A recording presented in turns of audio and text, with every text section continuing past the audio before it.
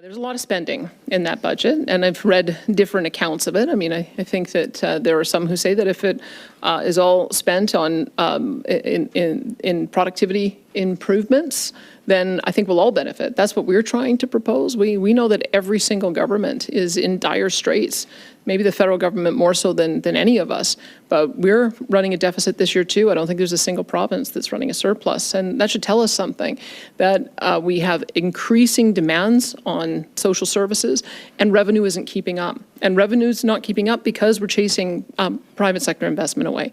So I'm still working with the federal government to see if we can come up with a memorandum of understanding so that we can get a bitumen pipeline to Asian markets, as well as the Pathways project, as well as remove some of the bad laws that will allow for that investment to occur. I was just speaking with a company that had intended to do an AI data center with natural gas power in our province, but because of the net zero power regs, that would have meant that their operation would have to be 95% abated by 2035.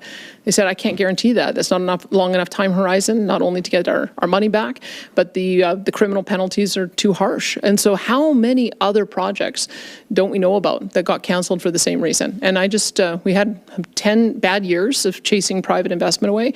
I don't want to have 10 more bad years. I have said from the time I got elected that we were putting forward an emissions reduction and energy development plan, which we did in April of 2023. And I have encouraged the federal government to work with us on developing a 2050 target, because, you know, that's a long enough time horizon that you can make sure that you don't have stranded capital, that people can make investment decisions today and ensure that they're going to get their money back, that you have time for the technology and innovation to develop.